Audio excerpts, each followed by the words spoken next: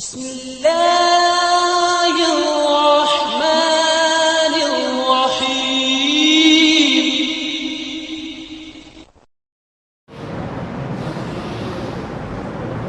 إن الحمد لله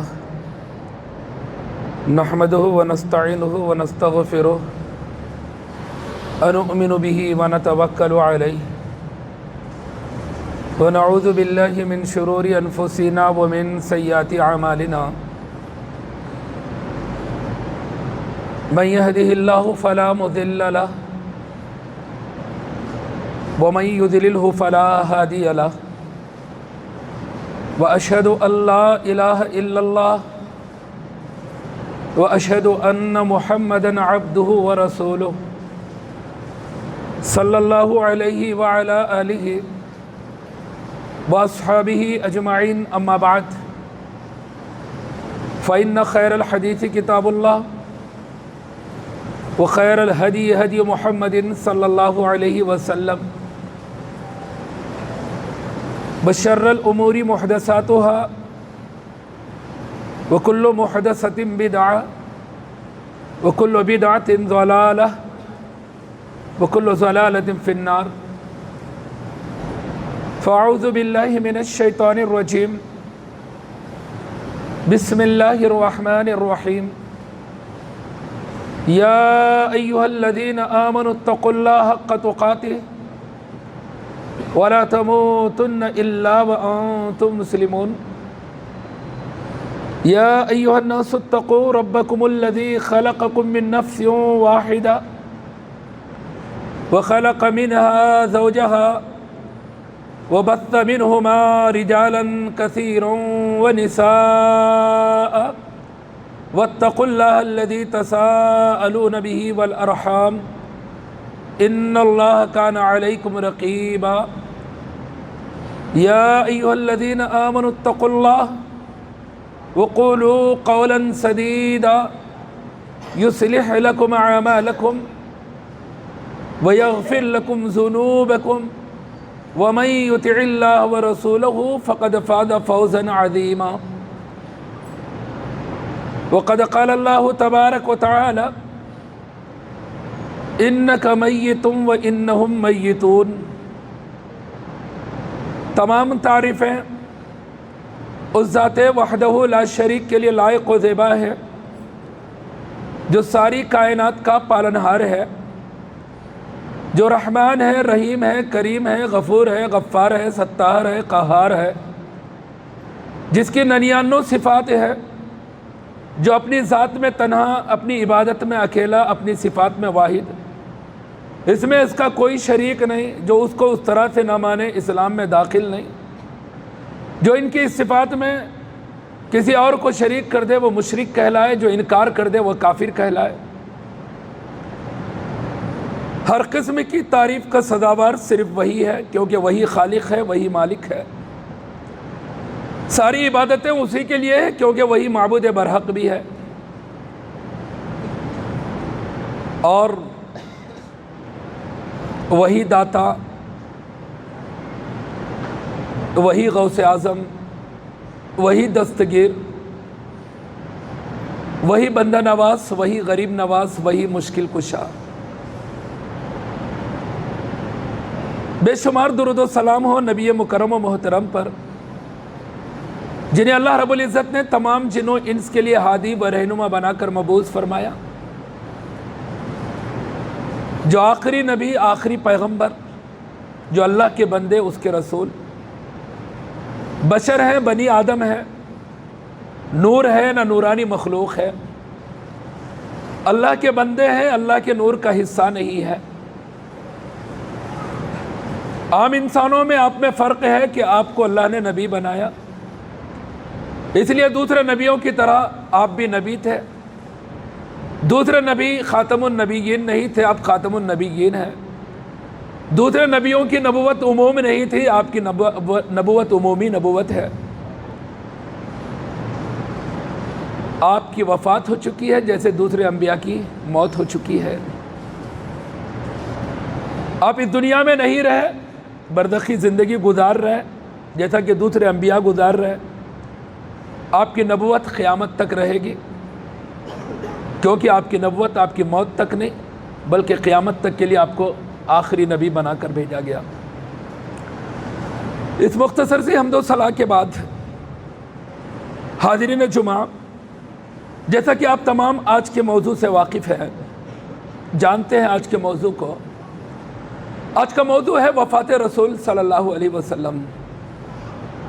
یہ ایک عقیدہ ہے قرآن و حدیث کا دیا ہوا، یہ عقیدہ ہے رب کا اتارا ہوا، یہ عقیدہ ہے محمد صلی اللہ علیہ وسلم کا دیا ہوا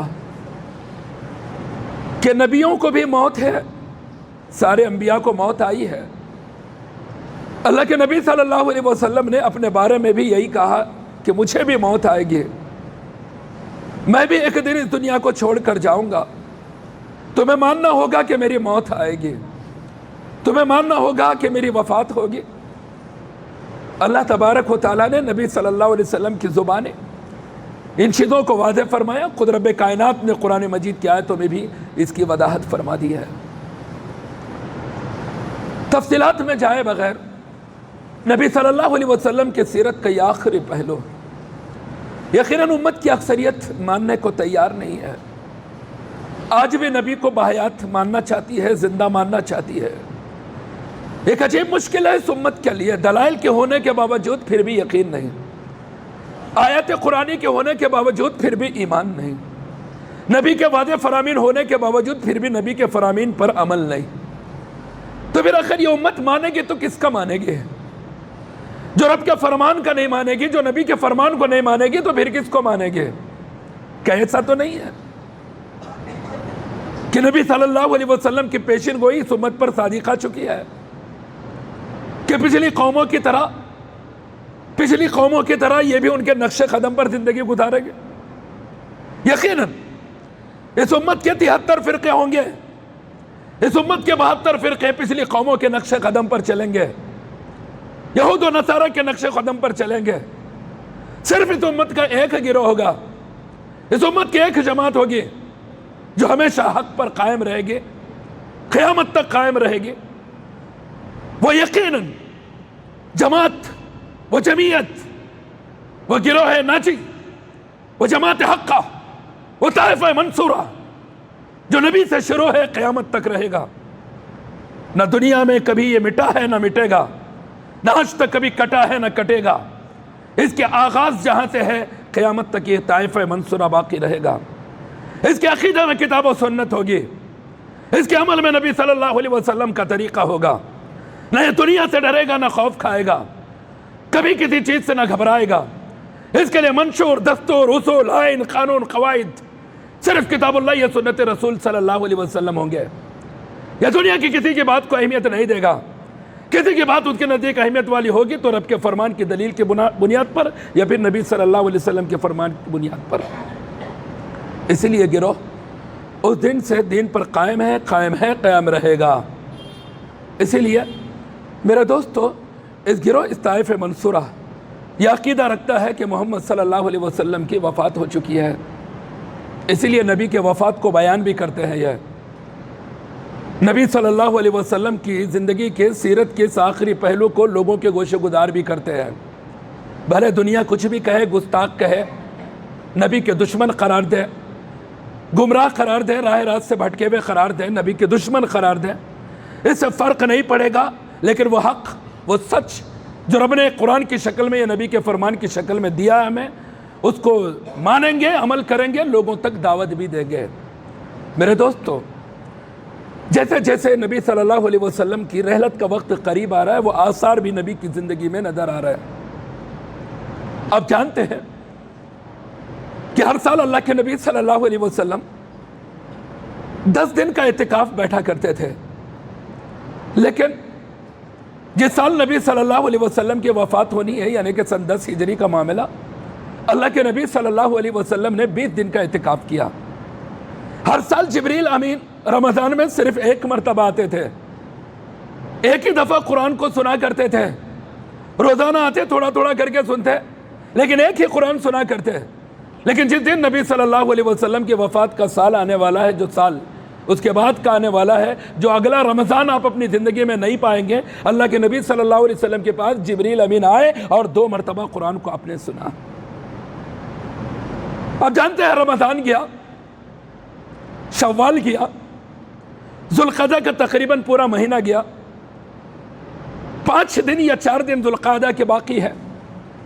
اللہ کے نبی صلی اللہ علیہ وسلم نے حج کی تیاری شروع کر دی، اور اللہ دکھلانا چاہ رہا تھا کہ اللہ کے نبی 23 سالہ جو زندگی آپ کی گزری ہے، جو دعوتی کاوش تھی، جو دعوتی محنت تھی، اس کا ثمر، اس کا پھل آپ اپنی آنکھوں سے دیکھیں۔ وہ مکہ کی زندگی، وہ مکہ کی تکالیف، وہ مدینہ کا آغاز، دیکھتے ہی دیکھتے عرب کی حکمرانی، دیکھتے ہی دیکھتے پورا عرب کنٹرول میں ہے، سارے عرب پر سیادت و سیاست چل رہی ہے، حکمرانی اہل اسلام کی ہے۔ اللہ تبارک و تعالیٰ دکھلانا چاہ رہا تھا کہ آپ عرب کے گوشے گوشے کے آئے ہوئے لوگوں کو دیکھیں۔ اللہ کے نبی صلی اللہ علیہ وسلم نے ندا لگوائی کہ میں حج کے لیے نکل رہا ہوں، اور پورے عرب میں جہاں جہاں بھی ہے وہ اپنے نمائندوں کے ساتھ جو بھی میرے ساتھ حج کرنا چاہیں وہ حج کے لیے نکلیں۔ اللہ کے نبی صلی اللہ علیہ وسلم مدینہ کے باہر جو ذوالحلیفہ میقات ہے مدینہ کا، اللہ کے نبی صلی اللہ علیہ وسلم ذوالقعدہ کے 4 دن باقی ہے، آپ وہاں پہنچے، آپ نے غسل کیا۔ ام المومنین حضرت عائشہ صدیقہ رضی اللہ عنہ نے مشک اور دوسری خوشبو کو ملا کر آپ کے پورے بدن کو ملا، آپ کے چہرے کو خوشبو لگائی، آپ نے آپ کے سر میں خوشبو لگائی۔ صحابہ کہتے ہیں ہم نے نبی کی مانگ میں اس مشک کی خوشبو کو چمکتا ہوا پایا۔ پھر اس کے بعد اللہ کے نبی صلی اللہ علیہ وسلم نے احرام کی چادریں پہنی، نماز ظہر ادا کیا، پھر اس کے بعد نماز ظہر کے بعد تلبیہ پڑھا، پھر آپ اپنی قصوہ اونٹنی پر سوار ہوئے، آپ نے اس پر بھی بیٹھ کر تلبیہ پڑھا، پھر اس کے بعد وہاں سے اللہ کے نبی صلی اللہ علیہ وسلم نے حج کا سفر شروع کیا۔ آپ جا رہے ہیں، قبیلے کے قبیلے آپ کے ساتھ مل رہے ہیں، یہاں تک کہ آپ 1 ہفتے بھر کا سفر طے کر کے مکہ پہنچے۔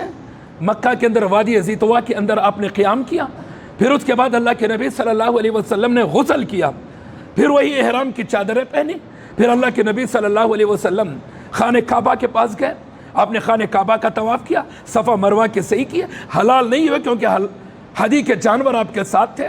آپ نے حج اور عمرہ دونوں کی ایک ساتھ نیت کی تھی، حج قران کی نیت آپ نے کی تھی، عمرہ حج دونوں کی ایک ساتھ نیت کی تھی، لیکن اللہ کے نبی صلی اللہ علیہ وسلم نے کہا کہ اب مجھے جو معلوم پڑا، اگر مجھے پہلے ہی معلوم ہوتا تو میں ہدی کے جانور نہ لاتا، ہدی کے جانور اپنے ساتھ نہ لاتا، لیکن جس کے پاس ہدی کے جانور نہیں ہے وہ عمرہ کر کے حلال کر لے اپنے آپ کو، عمرے کے بعد اپنے آپ کو حلال بنا لے، پھر ایام حج کے اندر کیا کرے، وہ پھر سے احرام باندھ کر حج کے ارکان ادا کرے، چونکہ میرے ساتھ ہدی کے جانور ہیں۔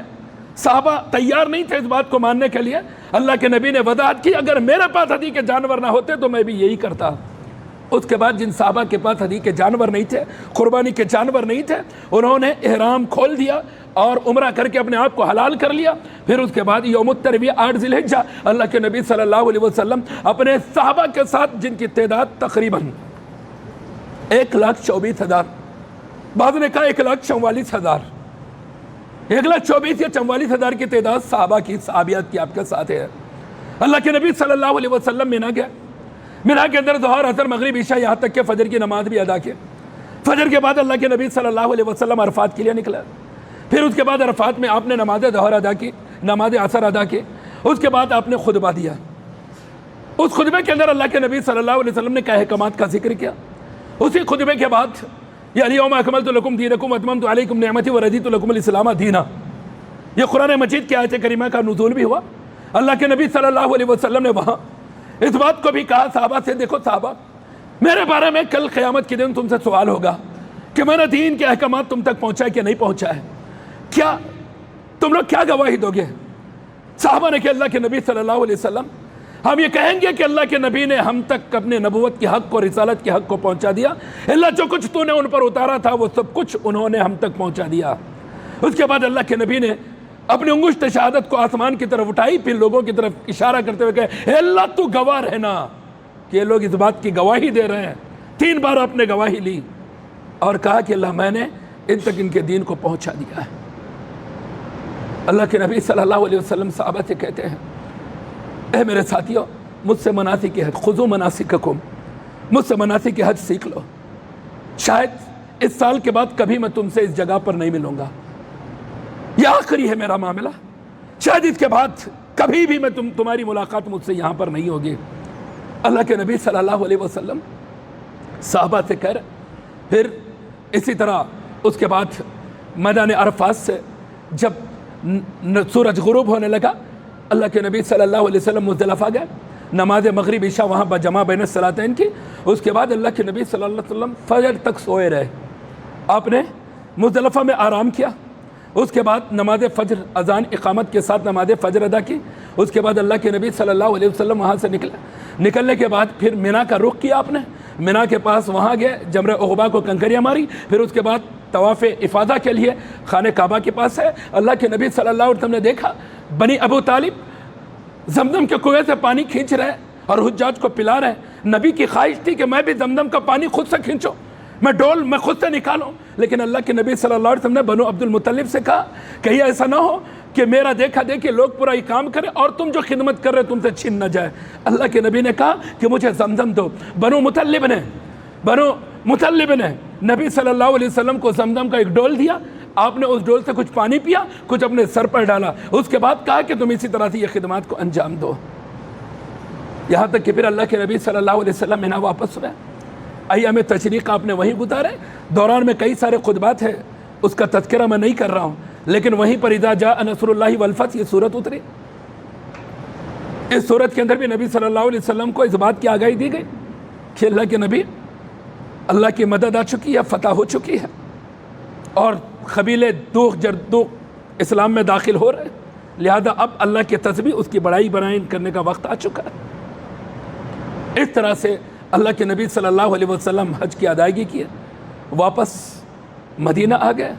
اللہ کے نبی صلی اللہ علیہ وسلم معاذ بن جبل رضی اللہ عنہ کو یمن بھیج رہے، کہتے ہیں اے معاذ تم یمن جا رہے ہو، کچھ وصیتیں آپ نے کی، اور اس کے بعد آپ نے کہا معاذ شاید اب دوبارہ جب تم مدینہ واپس آؤ گے مجھ سے ملاقات نہیں ہوگی، ممکن ہے کہ تمہیں اس مسجد اور میری قبر سے گزرنا پڑے گا، اب دوبارہ تم سے ہماری ملاقات نہیں ہوگی، یہ سنت معاذ بن جبل رضی اللہ عنہ رونے لگے۔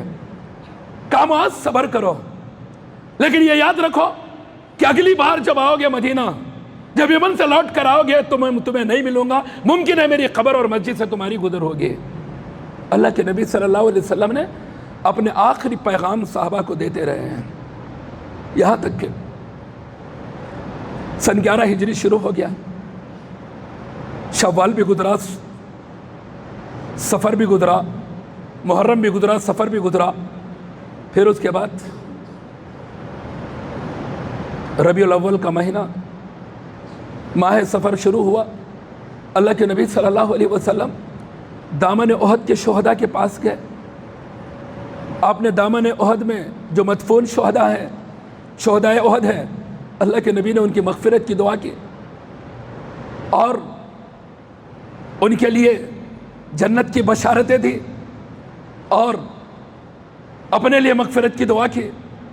پھر دامن احد سے واپس آئے، اواخر سفر ہے، تہجد کا وقت ہے، ام المومنین حضرت عائشہ صدیقہ رضی اللہ عنہ کہتی ہے اللہ کے نبی صلی اللہ علیہ وسلم جنت البقیع گئے، بقیع غرقد جہاں اہل ایمان مدفون ہے، اللہ کے نبی صلی اللہ علیہ وسلم نے انہیں سلام کیا جیسے قبرستان میں داخل ہوتے وقت سلام کرنا ہے۔ پھر اس کے بعد اللہ کے نبی صلی اللہ علیہ وسلم نے ان سے مخاطب ہو کر کہا کہ تم جس حالت میں ہو وہ لوگ جو ابھی زندہ ہیں اس سے تمہاری بہتر حالت ہے، اور ان قریب ہم بھی تم سے آ ملنے ہیں، ہم بھی تم سے جلد ملاقات کرنے والے ہیں۔ یہ کہہ کر اللہ کے نبی صلی اللہ علیہ وسلم بقیع غرقد سے باہر آئے۔ 29 سفر پیر کا دن ہے، اللہ کے نبی صلی اللہ علیہ وسلم ایک نماز جنازہ کے اندر شریک ہوتے ہیں، جنازے کے لیے گئے، قبرستان گئے، تدفین ہوئی، اللہ کے نبی صلی اللہ علیہ وسلم قبرستان سے واپس لوٹ رہے ہیں، لوٹتے ہوئے انتہائی سخت طریقے سے سر کا درد شروع ہو جاتا ہے، سر درد سے آپ کی بیماری کا آغاز ہے، اللہ کے نبی صلی اللہ علیہ وسلم اپنے سر درد کی بنا پر اسی درد کی حالت میں گھر کو لوٹتے ہیں. ام المومنین عائشہ صدیقہ رضی اللہ عنہ سے کہتی ہے عائشہ میرے سر کا درد، سر درد سے میرا سر پھٹے جا رہا ہے. عائشہ رضی اللہ عنہ کہتی ہے اللہ کے نبی میرا بھی سر درد ہو رہا ہے. اللہ کے نبی صلی اللہ علیہ وسلم اپنی بیوی سے تھوڑا مذاق کر لیتے ہیں، کہتے ہیں عائشہ کیا ہوگا، اگر یہ سر درد کی وجہ سے اگر تمہاری موت ہو جائے گی تو میں تمہیں غسل دوں گا، میں تمہیں کفن دوں گا، میں تمہاری نماز جنازہ پڑھوں گا، میں تمہیں دفناؤں گا. عائشہ رضی اللہ عنہ کہتی ہے اللہ کے نبی اچھا آپ چاہتے ہیں کہ میری موت کے بعد میری جگہ پر کسی اور کو نکاح کر کے لے آئے. یہ شوہر و بیوی کے اندر کچھ کلام ہوا، گفتگو ہوا. اللہ کے نبی صلی اللہ علیہ وسلم کہتے ہیں عائشہ میرا سر درد کی وجہ سے پھٹا جا رہا ہے. پھر آپ نے اپنے سر پر پٹی باندھی درد کی بنا پر. یہ آغاز تھے اللہ کے نبی صلی اللہ علیہ وسلم کی مرض کا. افسوس ہے اس امت پر، اس کو یہ تک پتہ نہیں کہ نبی کی بیماری کب شروع ہوئی، آپ بیمار کب ہوئے، آپ کی وفات کب ہوئی. لیکن آخری چارچنبے کو ٹہلنے کے لیے نکلتی ہے قوم، گارڈنوں میں جاتی ہے یہ قوم، پکنک مناتی ہے یہ قوم، ہریالی کھدل کر آتی ہے یہ قوم، نبی کے نام پر منسوب کر کے کہ اللہ کے نبی صلی اللہ علیہ وسلم بیمار ہوئے چہارشنبے کو، آخری چہارشنبے کو سفر کے تھوڑا اچھا ہوئے تو اللہ کے نبی ہریالی کھدلنے کے لیے گئے. ارے نبی کی بیماری میں آخری چہارشنبہ سفر کا آیا ہی نہیں. 29 تاریخ پیر کا دن ہے، اسلامی تاریخ کے اعتبار سے مہینہ 29 یا 30 کا ہوتا ہے. پیر کے بعد منگل آ گئی، چہارشنبہ آیا کہاں پر؟ اب بیماری سے اچھے کب ہوئے؟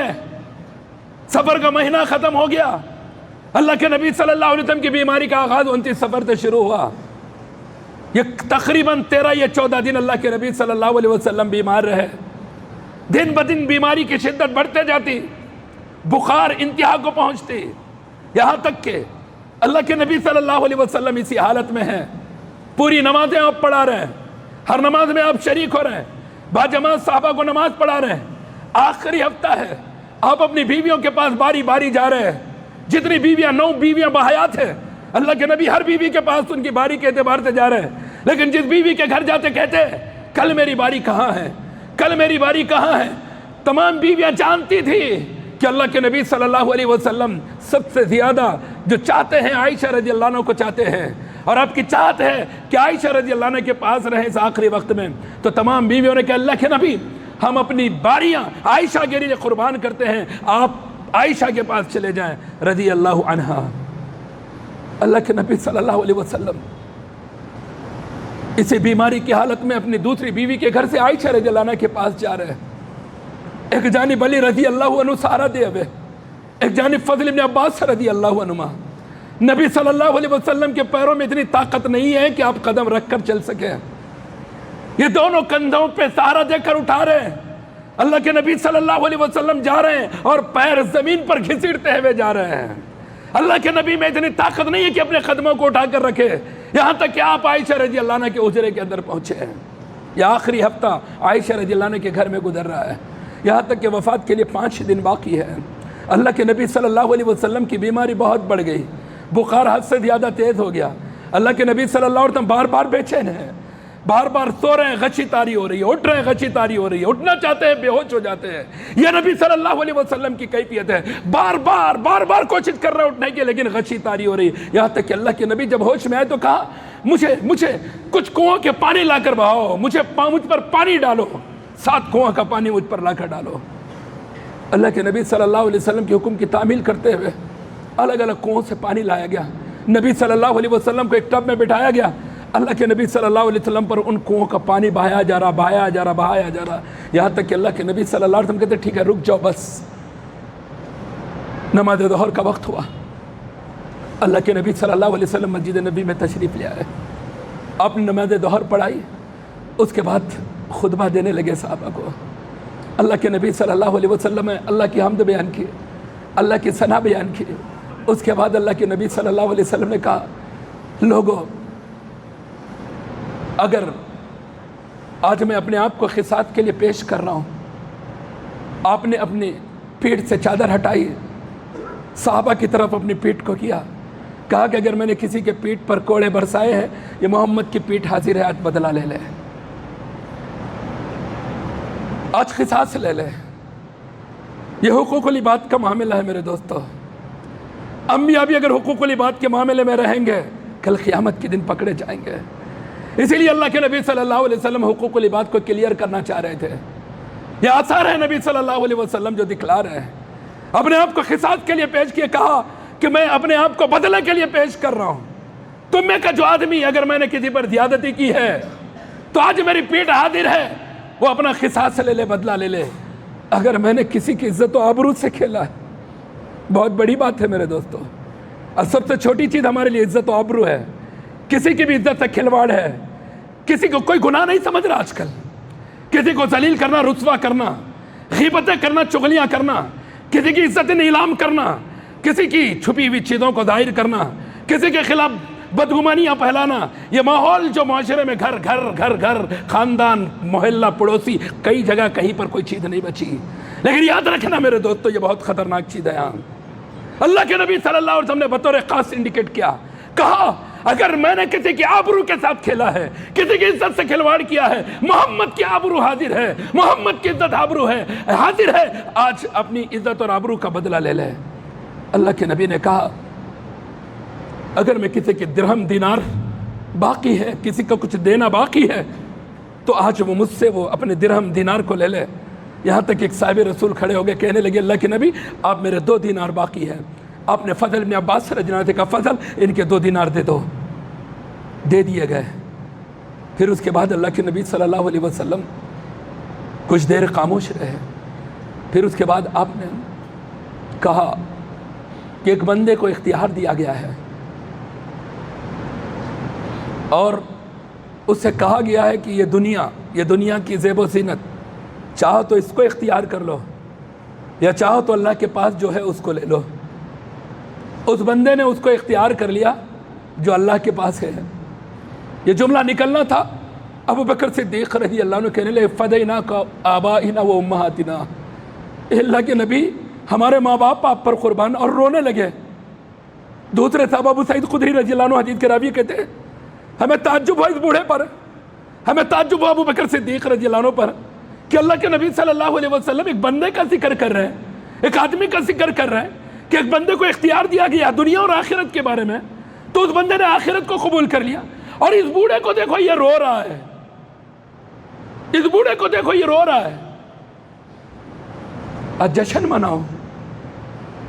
ابھی دیکھ رہے ہیں نا صبح سے کیا حالت ہے شہر کے, کیا حالت ہے شہر کے گلیوں کے. ارے فجر کے ساتھ ہی کھانے شروع ہو گئے, تہاریوں کے دیکھ لگے تھے رات سے. لوگوں نے نبی کو ثواب پہنچانے کے لیے کھانا کھا رہے ہیں. ان کے ثواب کے محتاج ہے اللہ کے نبی. انہوں نے نبی کو اتنا بے بس بنا دیا کہ اب اللہ کے نبی کو ان کے ثواب کی ضرورت پڑی ہے کہ نبی کے نام پر کھانا کھلا کر وہ نبی کو ثواب پہنچائیں گے. یہ حالت اس امت کی ہو گئی ہے. ابو بکر صدیق رضی اللہ عنہ جب دیکھ رہے یہ آثار کو رونے لگے, یہاں تک کہ صحابہ کہتے ہیں کہ ہمیں تعجب ہوا. اس کے بعد چند دن گزرے نہیں کہ نبی صلی اللہ علیہ وسلم کی وفات ہو گئی. ابو سعید خدری کہتے ہیں کہ وہ کوئی اور نہیں تھے, محمد صلی اللہ علیہ وسلم تھے. وقد عالمنا ابو بکر, ہم سب میں سب سے زیادہ جاننے والے تھے. اس طرح یہ آثار موت نبی صلی اللہ علیہ وسلم سے ظاہر ہو رہے ہیں. یہاں تک کہ وفات کے لیے 4 دن باقی ہیں. اللہ کے نبی صلی اللہ علیہ وسلم اپنے حجرے میں ہیں. عائشہ رضی اللہ عنہ کا جو گھر وہاں پر موجود ہے, اپنے لوگوں سے کہا کہ قلم اور کاغذ کچھ چیزیں لکھنے کے لاؤ تاکہ میں کچھ لکھ دوں جس کے بعد تم گمراہ نہ ہو. عمر ابن خطاب رضی اللہ عنہ نے کہا اللہ کے نبی ابھی آپ بیمار ہیں, طبیعت ٹھیک نہیں ہے, اب اچھے تو ہو جائیں, کبھی بھی لکھا جا سکتا ہے, ابھی لکھنے کی ضرورت نہیں ہے, اب ٹھیک تو ہو جائیں. جب عمر ابن خطاب رضی اللہ عنہ نے یہ جملہ کہا, دوسرے لوگوں نے بھی بعد نے کہا کہ ٹھیک ہے اللہ کے نبی, بعد نے کہا کہ نہیں لکھیے, آپ کیا لکھوانا چاہ رہے ہیں. یہاں تک کہ جب آوازیں بڑھ گئی اللہ کے نبی صلی اللہ علیہ وسلم نے کہا تم لوگ میرے روم سے نکل جاؤ, میرے گھر سے نکل جاؤ. کچھ دیر کے لیے پورے صحابہ گھر سے نکل گئے. اللہ کے نبی صلی اللہ علیہ وسلم نے اس دن 3 باتیں لکھوائی. اللہ کے نبی صلی اللہ علیہ وسلم نے ایک تو یہ لکھایا کہ जजीरत उल अरब से यहूद नसारा मुशरिकीन को निकाल दो। दूसरा, जितने वफूद आएंगे, कहीं से भी कोई काफिले आएंगे, तो जिस तरह आज तक मैं उनका एहतराम करता, इकराम करता, उनकी मेहमान नवाजी करता, उसी तरह से। तीसरी के बारे में डाउट हुआ कि आपने तीसरा क्या कहा। आपने यह कहा कि नमाजों की पाबंदी करो, या आपने ये कहा कि तुम औरतों के साथ उसने सलूक का मामला करो। अब वफात के लिए 2 दिन या 1 दिन बाकी है। अल्लाह के नबी सल्लल्लाहु अलैहि वसल्लम ने अपने ग़ुलामों को आज़ाद कर दिया,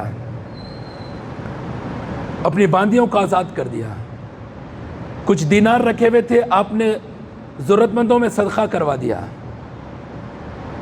और आपकी ज़रा एक यहूदी के पास बतौर रहन रखी हुई थी, आपने उसका मुआवजा देकर उस ज़रा को छुड़वा लिया, और वो भी मुसलमानों के मफाद आम के लिए दे दिया। आयशा रज़ी अल्लाह अन्हा कहती है कि अब हमारे घर में चिराग जलाने के लिए तेल नहीं था, जो कुछ नबी सल्लल्लाहु अलैहि वसल्लम का था अपने सब कुछ लोगों में बांट दिया था। क्यों? क्योंकि नबी अपनी कोई विरासत नहीं छोड़ते।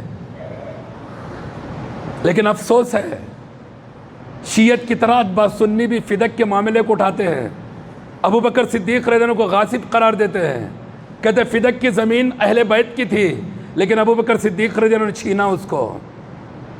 फिदक की ज़मीन अहले बैत की कहाँ थी? नबी का जो हिस्सा था, नबी का हिस्सा तो मफाद आम के लिए हो गया, क्योंकि अंबिया की कोई विरासत नहीं होती है। अंबिया की विरासत सिर्फ इल्म होता है। अंबिया की विरासत इल्म के सिवा कुछ नहीं। ये बुनियादी मसले को भी नहीं जानते, फिर भी मोहब्बत रसूल के दावेदार, अहले बैत के दावेदार है ये मोहब्बत के। इनके अहले बैत कौन है, इनके रसूल कौन है, इनको खुद को पता नहीं है। जो अहले बैत अल्लाह के नबी ने कहा, जो नबी मोहम्मद सल्लल्लाहु अलैहि वसल्लम है, उनकी तालीमात थे, तो ये बात वाज़ेह है कि अंबिया की कोई विरासत नहीं होती। जो विरासत होती है वो सिर्फ इल्म होता है। इसीलिए अबू बकर सिद्दीक़ रज़ियल्लाहु अन्हु ने फिदक के मामले को बैतुल माल के अंदर हवाले कर दिया था। मुतालबे के बावजूद भी आपने नहीं दिया था।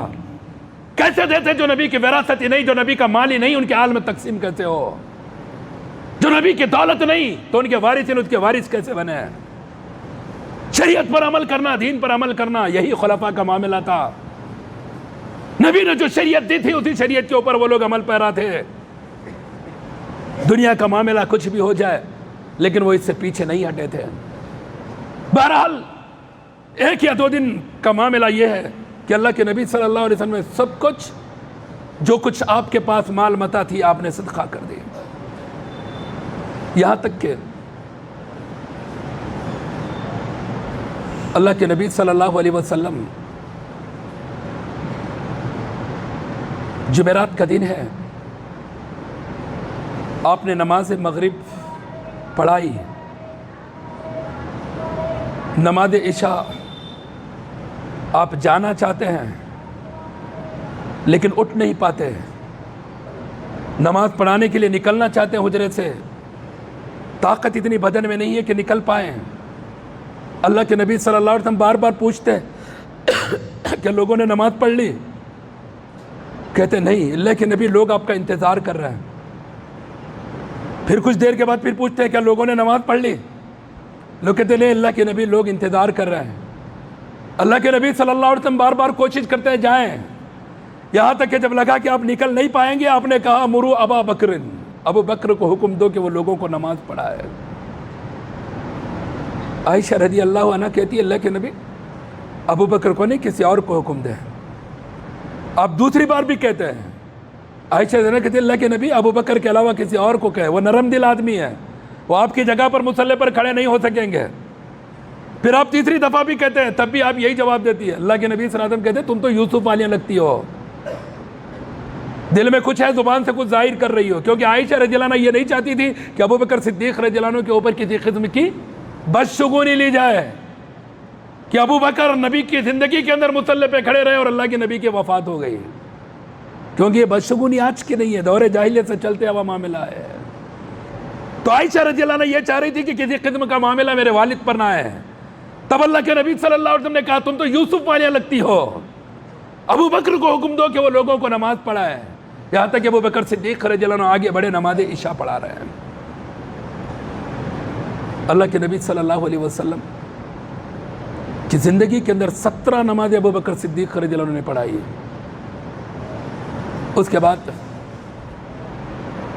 ہفتے کا دن ہے، اتوار کا دن ہے، نبی صلی اللہ علیہ وسلم کی وفات سے ایک دن پہلے کا معاملہ، نماز ظہر تھوڑا سا اللہ کے نبی صلی اللہ علیہ وسلم کو افاقہ ہوا، اب باہر نکلے، ابو بکر صدیق رضی اللہ عنہ نماز پڑھا رہے ہیں، پیچھے ہٹنا چاہ رہے، اللہ کے نبی کہتے ہیں ابو بکر اپنی جگہ پر رہو، ابو بکر صدیق رضی اللہ عنہ کے بازو بیٹھتے ہیں، پھر آپ نماز پڑھاتے ہیں اگلی، ابو بکر صدیق رضی اللہ عنہ آواز پیچھے تک پہنچا رہے ہیں، جو اس بات کی علامت تھی کہ نبی کے بعد اس امت کا کوئی خلیفہ بنے گا تو وہ کون؟ ابو بکر صدیق۔ لیکن ہماری صفوں میں بھی بات ہے، کہتے ہیں نہیں، غاصب ہے یہ ابو بکر، عمر، عثمان، جنہوں نے حق خلافت کو چھین لیا تھا، غصب کر کے لے لیا تھا خلافت کو۔ پتہ نہیں یہ کون سی قرآن کون سی حدیث پڑھتے ہیں جس کی بنا پر آج بھی عقائد ان کے ذہن و دماغ سے نہیں نکلتے ہیں۔ اللہ کے نبی زندگی کے اندر اشارہ دے رہے ہیں، کہتے ہیں لوگوں، مسجد نبوی میں جتنے لوگوں کے دروازے کھلتے ہیں سارے دروازے بند کر دو، سوائے ابو بکر کے، صرف ابو بکر کا دروازہ مسجد نبوی میں کھلا رہے گا۔ علی بھی موجود ہے، عثمان بھی ہے، عمر ابن خطاب بھی ہے، حسنین بھی ہے، لیکن اللہ کے نبی نے کہا ابو بکر صدیق کے دروازے کو کھلا رہنے دو، بقیہ دروازے بند کر دیے جائیں۔ اس کے بعد اللہ کے نبی صلی اللہ علیہ وسلم چلے گئے، پھر پیر کی صبح، پیر کا دن شروع ہوا، نماز فجر اللہ کے نبی صلی اللہ علیہ وسلم دیکھتے ہیں پردہ ہٹا کر حجرے کا، صحابہ ابو بکر صدیق رضی اللہ عنہ کے پیچھے نماز پڑھ رہے ہیں، چہرے پر تھوڑی سی مسکراہٹ آتی ہے، صحابہ اپنی کنکھیوں سے دیکھ رہے ہیں اور کہتے ہیں صحابہ کہ ہمیں ڈر لگ رہا تھا کہ نماز میں فتنہ نہ پیدا ہو جائے، نماز توڑ کر ایسا لگ رہا تھا کہ ہم نبی صلی اللہ علیہ وسلم کو خوشخبری دیں، بشارت دیں کہ آپ ٹھیک ہو چکے ہیں، آپ بیماری سے اچھے ہو چکے ہیں۔ اللہ کے نبی صلی اللہ علیہ وسلم نے کچھ دیر دیدار کیا، اپنے اصحاب کو دیکھا، نمازی حالت نماز میں دیکھا، دیکھ کر اللہ کے نبی صلی اللہ علیہ وسلم نے پھر سے پردے کو ڈال دیا۔ صحابہ کہتے ہیں اس کے بعد پھر دوسری نماز کا وقت نبی کی زندگی میں نہیں آیا۔ صبح ہوئی، فاطمہ رضی اللہ عنہ آئی، عائشہ رضی اللہ عنہ کہتی ہیں کہ نبی کی چلن، فاطمہ کی چلن، دونوں کی ایک جیسی چلن تھی۔ اگر چلنا دیکھنا ہو نبی کا تو فاطمہ کی چال کو دیکھو، انداز گفتگو تو فاطمہ کو دیکھو۔ یہ ماں عائشہ رضی اللہ عنہ ذکر کر رہی اپنی بیٹی کا کہ ہم بھی نبی کے ساتھ تھے، بیٹی آئی، بیٹی باپ میں کچھ گفتگو ہو رہی ہے، ہم بھی قریب ہے لیکن ہمیں پتہ نہیں کیا گفتگو ہو رہی ہے۔ پہلے تو آ کر تکلیف میں دیکھ کر کہتے واہ کرب ابا، ہائے میرے ابا جان کی تکلیف، ہائے میرے والد کی تکلیف۔ والد کہتے ہیں لیس علی ابیک کرب بعد الیوم، بیٹی آج کا آخری دن ہے، یہ تکلیف آج کی آخری تکلیف ہے، آج کے بعد تمہارے باپ کو کوئی تکلیف نہیں ہوگی، تمہارے والد کو آج کے بعد کوئی تکلیف نہیں ہوگی۔ پھر اس کے بعد دونوں گفتگو کرتے ہیں، سرگوشی کرتے ہیں۔ پہلی سرگوشی ہوتی ہے، فاطمہ رضی اللہ عنہ رونے لگتی ہے، پھر بیٹی کا رونا دیکھ کر باپ ہے، مت تکلیف دو بیٹیوں کو، جو بیٹیاں بیویاں بن کر آ رہی ہے، کسی باپ کے جگر کا ٹکڑا ہے، تمہارے بھی جگر کا ٹکڑا ہوگا جب بیٹی اللہ دے گا، جب کوئی دکھ دے گا نا تب پتہ چلے گا بیٹی کی دکھ اور تکلیف دینے کا معاملہ کیا ہوتا ہے۔ اللہ کے نبی نے کہا، ارے اللہ کے نبی صلی اللہ علیہ وسلم کا فرمان ہے، جب فاطمہ کو تکلیف ہوئی، کس نے تکلیف دی تھی؟ کسی اور نے تکلیف نہیں دی تھی، ناراض کسی اور نے نہیں کیا تھا، علی نے کیا تھا۔ تھوڑی سی انبن ہوئی تھی، ناراض ہو کر گھر سے نکلے تھے، مسجد نبوی میں سوئے ہوئے تھے، اللہ کے نبی نے کہا علی کیا ہے؟ یا ابا تراب، اے مٹی میں سوئے ہوئے، اے مٹی پہ سوئے ہوئے اٹھو۔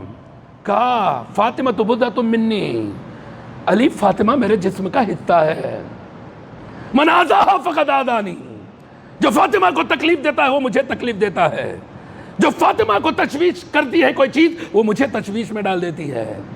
یہ اللہ کے نبی صلی اللہ علیہ وسلم کا معاملہ ہے۔ بیٹی آئی، سرگوشی کی، پہلی سرگوشی میں رونے لگی، تکلیف برداشت نہیں ہوئی، پھر پان میں گفتگو ہوئی، سرگوشی ہوئی، ہنسنے لگی بیٹی۔ بیٹی جا رہی ہے، ماں پوچھتی ہے فاطمہ کیا بات ہوئی؟ پہلی بات میں رو رہی تھی، دوسری سرگوشی میں ہنس رہی تھی. کہا ماں یہ میرے والد کا راز ہے، میں نہیں بتاؤں گی. یہ کہہ کر فاطمہ رضی اللہ عنہا نکل گئی. یہاں تک کہ نبی کی وفات ہوئی. ماں نے پھر سے پوچھا بیٹی بتاؤ اس دن کا ماجرا کیا ہے؟ ایک بار تم ہنس رہی تھی، ایک بار تم رو رہی تھی. کہا اماں میری ماں اب وہ رازداری نہیں رہا جو راز جن کا تھا. سنو، جب میں نے پہلی بار گفتگو کی، جب میں رو رہی تھی، میرے والد نے مجھ سے کہا بیٹے اب اس بیماری میں زندہ نہیں رہوں گا، اسی بیماری میں میری موت آنے والی ہے. مجھے تکلیف ہوئی، میں رونے لگی. پھر دوبارہ سرگوشی سے کہا بیٹی کہ تمہیں پسند نہیں کہ تم میرے خاندان میں سب سے پہلے وہ ہوگی جو میرے بعد آؤ گی، یعنی میرے خاندان میں سب سے پہلے جس کی موت ہوگی میرے بعد وہ تم ہوگی. کیا تم راضی نہیں ہو اس بات سے کہ تمہیں جنتی عورتوں کے سردار بنا دیا جائے؟ جب نبی کے پاس سے جانے کا معاملہ آیا تو میں نے بھی ہنسنا شروع کیا، مسکرانے لگی. وفات کی کتنے آثار واضح طور پر موجود ہیں، ذرا غور کریں. یہاں تک کہ عائشہ رضی اللہ عنہ کہتی ہیں تکلیف بڑھ رہی ہے، اللہ کے نبی کہتے ہیں سر پکڑ کر عائشہ وہ زہر جو خیبر میں کھلایا گیا تھا آج اس کا اثر ایسا لگ رہا ہے میری رگے جان کٹی جا رہی ہے، تکلیف شدت سے بڑھ رہی ہے، حد سے زیادہ بڑھ رہی ہے، ایسا لگ رہا ہے میری رگے جان کٹی جا رہی ہے. پانی دو. پانی کا مشکدہ سامنے رکھا جاتا، اللہ کے نبی ہاتھ ڈباتے ہیں، چہرے پر مارتے ہیں، پھر کہتے ہیں لا الہ الا اللہ ان للموت سکرات، اللہ کے سوا کوئی معبود حقیقی نہیں، موت کو سختیاں ہیں، موت کی سختیاں ہیں. بار بار اللہ کے نبی صلی اللہ علیہ وسلم یہی جملہ دہرا رہے ہیں. عائشہ رضی اللہ عنہ کہتی ہے اللہ کے نبی بے چین ہیں، بیتاب ہیں، اور کبھی لیٹتے ہیں تو کبھی اٹھتے ہیں. یہاں تک کہ اللہ کے نبی صلی اللہ علیہ وسلم نے مجھے سہارا دیا، میرے گلے کے پاس اپنے سر کو رکھا. اللہ کے نبی صلی اللہ علیہ وسلم تڑپ رہے ہیں، بے چین ہیں، بیتاب ہیں. میں معوذتین پڑھتی ہوں، کبھی دعائیں پڑھتی ہوں، پھر نبی صلی اللہ علیہ وسلم کے ہاتھوں پر پھونک مارتی ہوں، پھر نبی کے ہاتھوں کو لے کر بطور برکت آپ کے ہاتھ بدن کے اوپر پھیرنے لگتی ہوں. یہی کیفیت ہے اللہ کے نبی صلی اللہ علیہ وسلم اسی کیفیت میں ہیں. عبد الرحمن ابن ابو بکر آئے، ہاتھ میں مسواک تھی. اللہ کے نبی صلی اللہ علیہ وسلم بار بار مسواک کو دیکھ رہے ہیں. میں سمجھی اللہ کے نبی صلی اللہ علیہ وسلم مسواک کرنا چاہتے ہیں. میں نے پوچھا اللہ کے نبی لوں آپ کے لیے مسواک؟ اللہ کے نبی کی زبان میں طاقت نہیں ہے کہ بول پائے، الفاظ نہیں نکل پا رہے. اللہ کے نبی نے اشارے سے کہا ٹھیک ہے. پھر اس کے بعد کہتے ہیں میں نے مسواک دی. اللہ کے نبی صلی اللہ علیہ وسلم مسواک لیے، چبا نہیں پا رہے تھے. اتنی بھی طاقت اللہ کے نبی صلی اللہ علیہ وسلم میں نہیں تھی. عائشہ رضی اللہ عنہ کہتی ہیں میں نے مسواک کو چبایا، پھر نبی کو دیا. اللہ کے نبی صلی اللہ علیہ وسلم نے مسواک کی. مسواک کے بعد اللہ کے نبی صلی اللہ علیہ وسلم نے اپنا انگلی کا اشارہ آسمان کی طرف کیا اور اب کچھ کہہ رہے تھے. میں نے کان لگائے. اللہ کے نبی کہہ رہے تھے مَعَ النَّبِيِّينَ وَالصِّدِّيقِينَ وَالشُّهَدَاءِ وَالصَّالِحِينَ، کہہ رہے تھے اللہم بالرفیق الاعلیٰ لا الہ الا اللہ. اس طرح اللہ کے نبی صلی اللہ علیہ وسلم کی زبان سے الفاظ نکل رہے ہیں. میں نے اخیر میں سنا اللہم بالرفیق الاعلیٰ، اعلیٰ کے الفاظ نکل رہے تھے. اللہ کے نبی کا ہاتھ گر گیا، نبی کی جسم سے روح کو قبض کر لیا گیا. انا للہ و انا الیہ راجعون. اللہ کے نبی کی وفات ہو گئی، چاشت کا وقت ہے. صحابہ غم میں مغموم ہے. صحابہ یقین نہیں آ رہا صحابہ کو کہ نبی کی بھی موت ہو سکتی ہے. وہ عمر ابن خطاب جن کو دیکھ کر شیطان راستہ بدل دے، وہ عمر ابن خطاب جن کی کوالٹی یہ ہے کہ اللہ کے نبی کہتے ہیں میرے بعد اگر نبوت ہوتی تو عمر تمہیں نبی بنایا جاتا. اس عمر ابن خطاب کو بھی نہیں سمجھ میں آ رہا کہ نبی کی وفات ہو سکتی ہے. جیسے جیسے خبر پہنچی صحابہ مسجد نبی میں جمع ہو رہے ہیں.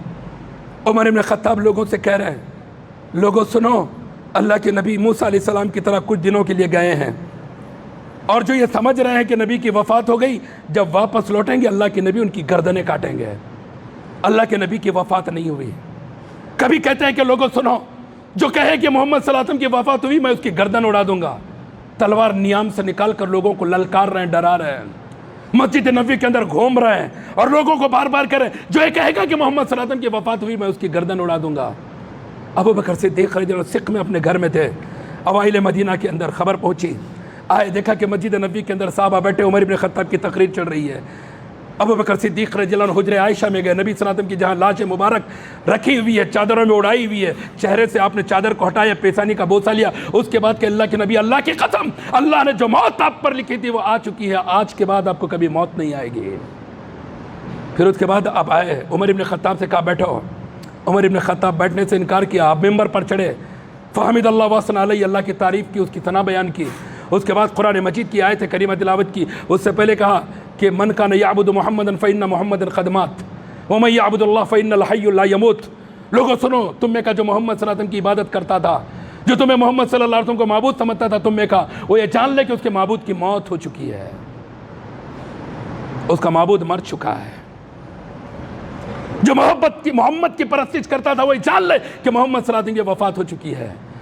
جو اللہ کی عبادت کرتا ہے وہ یہ جان لے کہ اس کا رب زندہ ہے، اس کو کبھی موت نہیں آئے گی۔ پھر قرآن مجید کی آیت کریمہ تلاوت کیے، وما محمد الا رسول قد خلت من قبله الرسل افإن مات أو قتل انقلبتم على أعقابكم ومن ينقلب على عقبيه فلن يضر الله شيئا وسيجزي الله الشاكرين۔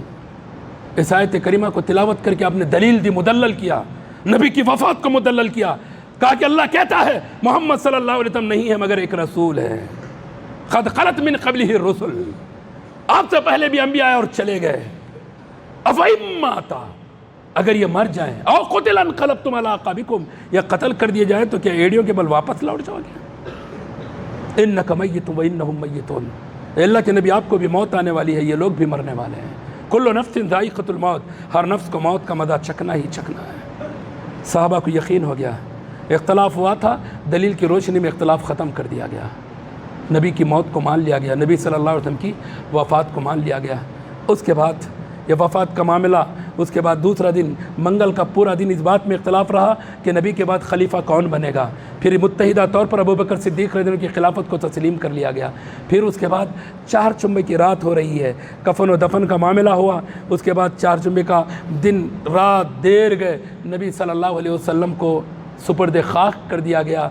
فاطمہ رضی اللہ عنہ کہتی ہے انس رضی اللہ عنہ کو مخاطب کر کے، اطابت انفسکم، اب تمہارے دل خوش ہو گئے کہ تم نے نبی صلی اللہ علیہ وسلم کے جسم پر مٹی ڈال دیا۔ یہ غم کا اظہار تھا، یہ غم کا اظہار تھا۔ کہتے یا ابتا دعا ربہ فاجابہ الی جبریل ننعا، رب نے بلایا، آپ لبیک کہے، جنت الفردوس آپ کا ٹھکانہ بن گیا، ہم جبریل امین کو خبر دیں گے کہ اللہ کے نبی کی موت ہو چکی ہے۔ میرے دوستو، یہ وفات کا، موت کا عقیدہ واضح ہے قرآن و حدیث سے، رتی کے برابر ڈاؤٹ کی ضرورت نہیں ہے۔ پردہ کر گئے، منتقل ہو گئے، دور ہو گئے، یہ سب بولنے کی ضرورت نہیں ہے۔ موت کا لفظ استعمال کرو کیونکہ یہ رب نے استعمال کیا ہے، وفات کا لفظ استعمال کرو کیونکہ اللہ کے نبی نے استعمال کیا ہے۔ صحابہ نے لفظ وفات کو لما توفی رسول اللہ، جب نبی صلی اللہ علیہ وسلم کی وفات ہوئی، اذا مات رسول اللہ صلی اللہ علیہ وسلم، جب نبی صلی اللہ علیہ وسلم کی موت واقع ہو گئی، ایسے احادیث کے اندر الفاظ ملیں گے۔ اس لیے میرے دوستو، صحابہ جب خوش تھے تو کب تھے؟ پیدائش پر کوئی صحابہ خوش نہیں تھے، یاد رکھنا آپ، نبی کی پیدائش پر کسی قسم کی خوشی نہیں ہوئی، کیونکہ کوئی نہیں جانتا تھا کہ نبی صلی اللہ علیہ وسلم نبی ہے، امام الانبیاء ہے جب آپ پیدا ہوئے، کسی کو نہیں پتا تھا۔ خوشی ہوئی صحابہ کو تو آپ کے نبی بنائے جانے کے بعد، خوشی ہوئی صحابہ کا تو جب آپ مکہ سے ہجرت کر کے مدینہ آئے، جب مدینہ میں داخل ہوئے، سارے مدینہ کے صحابہ خوش تھے، انصار بھی خوش تھے، مہاجرین بھی خوش تھے، مدینہ کے اندر خوشیوں کی لہریں دوڑ رہی تھی، چھوٹے چھوٹے بچے چھتوں پر چڑھ کر نبی کی آمد کے لیے خوشیوں کا اظہار کر رہے تھے، گلیوں کے اندر خوشیوں کا اظہار ہو رہا تھا۔ وہ کب؟ جب نبی ہجرت کر کے مکہ سے مدینہ آئے تھے، لیکن ولادت کا کوئی جشن، کوئی خوشی نہیں۔ خوشی تھی تو ہجرت کے بعد کا معاملہ جس کا اظہار کتاب و سنت کے اندر ملے گا، لیکن اس کے بعد صحابہ کی زندگی میں غم ہی غم تھا۔ صحابہ کبھی خوش نہیں رہے نبی کی وفات کے بعد، جشن تو بہت دور کی بات ہے، صحابہ کے چہروں پر ہنسی نہیں تھی، مسکرانا چھوڑ دیا تھا صحابہ نے، خوش ہونا چھوڑ دیا تھا صحابہ نے، یہاں تک کہ اسی حالت میں پورے صحابہ اس دنیا سے چلے گئے۔ لیکن آج یہ امت من گھڑت موضوع، ابو لہب کی روایتیں لے کر، اس کے خواب کو لے کر، اپنی طرف سے من گھڑت دلائل بنائے کر، یہ جو حالت میلاد النبی کی منائی جا رہی ہے، یہ سب کچھ جو معاشرے کے اندر دکھ رہا ہے، یہ بدعت ہے، خرافات ہے، گمراہی ہے، ضلالت ہے۔ اس کو دین سمجھنے والا شریعت ساز ہے، دین سمجھ کے عمل کرنے والا بدعتی ہے، اس کو ثواب سمجھنے والا گمراہ ہے، اور اس پر عمل کرنے والا اپنا ٹھکانہ جہنم بنانے والا ہے۔ اس لیے میرے دوستو، یہ کلیئر میسج اپنے ذہن میں رکھو، دین وہ ہے جو قرآن کی شکل میں ہے، دین وہ ہے جو محمد صلی اللہ علیہ وسلم کی حدیث کی شکل میں ہے، جس کا تعلق کتاب و سنت سے نہیں، جس کا تعلق منہج صحابہ سے نہیں، صحابہ کے طریقہ کار سے نہیں، وہ دین نہیں۔ اگر وہ دین نہیں ہے تو دین میں اضافہ ہے، اور جو دین میں اضافہ ہے وہ محدثہ ہے، اور جو محدثہ ہے وہ بدعت ہے، اور جو بدعت ہے وہ گمراہی ہے، اور جو گمراہی ہے وہ جہنم میں ہے۔ اللہ رب العزت سے دعا ہے، اللہ تبارک و تعالی ہمیں جب تک زندہ رکھے ایمان و اسلام پر زندہ رکھے، موت دے تو ایمان و اسلام پر موت دے، آمین۔ بارک اللہ لنا ولکم فی القرآن العظیم، انہ تعالی جواد کریم و ملک بررؤوف و رب حلیم۔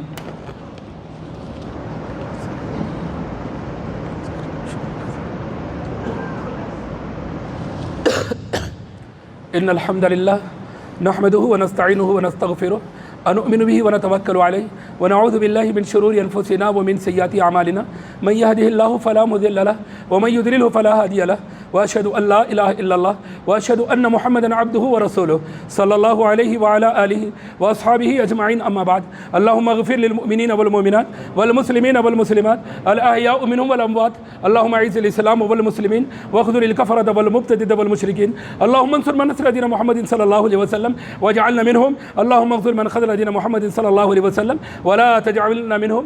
عباد الله رحمكم الله، ان الله يأمر بالعدل والإحسان وإيتاء ذي القربى وينهى عن الفحشاء والمنكر والبغي يعظكم لعلكم تذكرون، واذكروا الله يذكركم وادعوه يستجب لكم ولذكر الله تعالى وأولى وأعز وجل وأهم وأتم أكبر۔